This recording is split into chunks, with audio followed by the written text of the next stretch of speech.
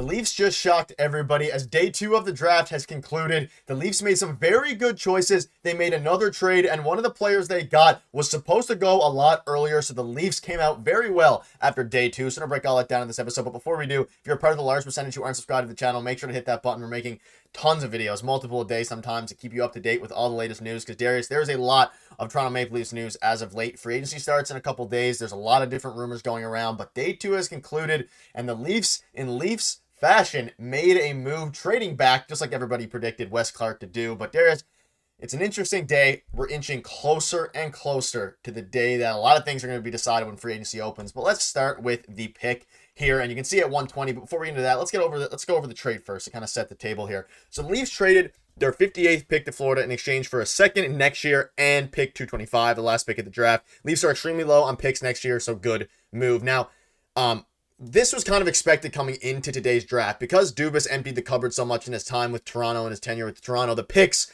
for especially next year's draft in 2025 are very, very low. So we assumed, especially given Wes Clark's track record with drafting guys that they, have confidence in that might go later in the rounds, this pick makes a lot of sense. Do you have any quick thoughts on this before we move on to who they drafted? And based on who they drafted, this trade makes a lot of sense because just like yesterday, they traded back from 23 to 31 and they still got their guy despite trading back and getting an extra pick later on in the draft.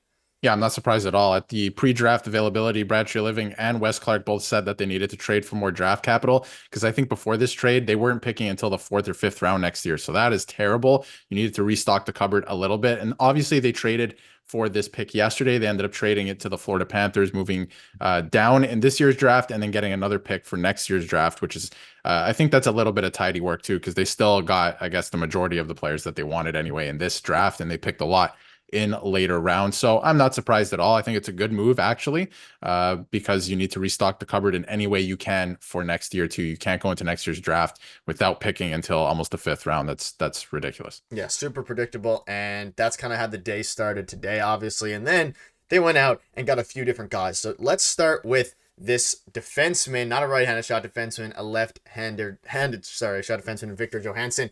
So if you're unfamiliar with him, smart, mobile, two-way defender. His game is yet to translate. Obviously, that's why he went a bit later. He is very skinny, and that's what I'm seeing a lot of Leafs fans not upset about, but cautious about. He's not a huge body, but he has a lot of underlying skills, and if you watched him, he's a guy that makes sense for the Toronto Maple Leafs at this spot. Maybe a bit of a stretch to take him at 120, but he's a very good defensive-minded defenseman, and skating is going to be kind of the thing to watch going forward. If he can turn into a very good skater, then we'll be he could end up being a very good player. But do you have any thoughts on this guy, Darius? I'm not upset with the pick. Maybe some fans out there were thinking it was a bit of a stretch, but they made up for that with the next pick. Yeah, a lot of fans seem to like this pick, and not, too many people don't know about a lot of these players after the first round, right? But I think the consensus from Leaf fans is we trust in Wes Clark right now. Like anything this guy does turns to gold in the later rounds. So everyone is really putting all their trust into this guy with the Leafs organization. And honestly, everything I've seen from that pick so far is, he can blossom into a really good two-way defender for the Leafs somewhere down the road. Obviously, the Leafs are going in a certain direction right now. But as time goes on and this guy might be ready to take a step to, let's say, the AHL or the NHL, they're going to have to restock the cupboard on the main roster with guys like Morgan Rielly, who are a little bit more offensively gifted than some of the players that they're acquiring through free agency right now for the roster right now. So I like this. Obviously, he's not going to make the team anytime soon, but looking towards the future, he's a guy that can be very useful for the Leafs. He's going to be a pretty good two-way forward, and hopefully he makes the NHL as maybe a middle pairing defenseman one day. Yeah, seeing how his frame fills out is going to be the biggest thing for him. Obviously, there's a lot of prospects who start skinnier on the skinnier side defensemen, and then they grow into themselves and they end up being very good defensemen. So very interesting. Let us know in the comments what your thoughts are on that. You can see some of the stats here. Very interesting pick. That's the best way to put it at 120. But let's go now to just 31 picks later with Miroslav Holinka. Now, this was a guy coming into the draft that was expected to go a bit earlier. Wes Clark did his thing. And again, the Leafs clearly have a plan for these later picks in the draft. We've seen them develop guys before. Wes Clark is a mastermind behind all this. And that is why no one was surprised when they traded back to get extra picks, because a lot of the time they can get their guy, whether it's at 70, whether it's at 50. They can probably get their guy either way because they see value past some of the normal mock draft boards. But Darius, let's hear your thoughts on this guy. This was the pick that got a lot of Leafs fans excited. He's from Czechia, and we'll get into this in a second. Just what are your baseline thoughts on this? I'm excited about this one. This is a guy that is exciting for the Leafs to snag, especially at this spot. We're talking about a 5th-round pick here. Yeah, I'm excited for this player. Besides him having a really funny, like not funny name, I should say, but a really good name, like fun to say. This is from Sam too, which we showed a screenshot earlier from Sam. So this is also from Sam. He's his favorite forward from the region that he's coming from. He has great IQ. He has the speed. He understands the two-way game at the pro level already, which is something a lot of younger players don't understand. He's a two-way center, which is something the Leafs don't have, in abundance at all. So this is exciting for the Leafs, especially in the center position. I'm not going to compare him to Pontus Holmberg, right? But think somebody like that who's very responsible, puts the puck into good areas. He's really good and responsible. A lot of players, especially at this age, are not responsible players at both ends of the ice, and this guy already gets it at the pro level. So I think it's exciting for the Leafs. Maybe he can grow into something. Obviously, he's not going to be like a top end talent, but he can grow into something like a shutdown guy, maybe, or a 3rd-line center, right, in the future, 4th-line center, something like that. So the prospect of it is a little exciting. We'll see how he grows. He still needs to fill out too, right?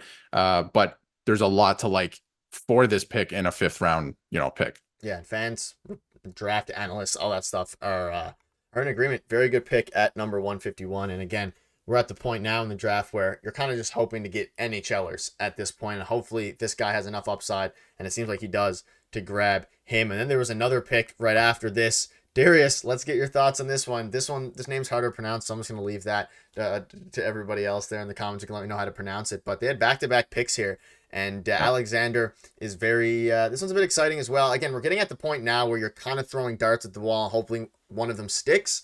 But I like this guy as well. I don't know too much about him, but he's a bit exciting. Yeah, his stat line was pretty good if you just want to search up like his elite prospects or anything like that. Like pretty exciting too. But I think the Leafs fell victim, like you said, like throwing darts at a board. Yeah. I'm not saying this is not a guy that they wanted or something Less like exciting. That. But it's a little less exciting. And I think they were maybe looking at Luke Misa, who was about to fall to them when they had back-to-back picks, and he didn't end up falling. He got drafted by the Calgary Flames. So I think it's a little bit of that, throwing darts at a board. I'm not saying like they weren't interested in him at all or anything like that, but I think there was a couple guys that were falling they were interested in that got taken right before this pick. Yeah, I'm the same way. Misa was the guy that was obviously a lot of Leafs fans thought they were going to get him, and then I'd say he was probably a bit lower on their board then. But again, they still got their guy, and they can always say that they got their guy. I have full faith in Wes Clark at this point. Again, you look at some of his advanced stuff, not horrible, solid forechecker, and good at connecting plays at the junior level, 27th ranked player. So there's a lot of different, he's a complimentary player. And again, at this point of the draft, we're not going to get, or assume you're not going to get superstars with all these picks. So I'm very curious. Let us know in the comments what your thoughts are on all these players and which one out of the 3 we discussed are you most excited for. I think both of us, I think Holinka's the guy that is most likely to make an impact going forward. But let us know. And also let us know what your thoughts are on the moves made by Brad Treliving and company. A lot of stuff going down. We'll have to keep you up to date with all the latest news. So make sure to hit the subscribe button, and we will see you guys very soon.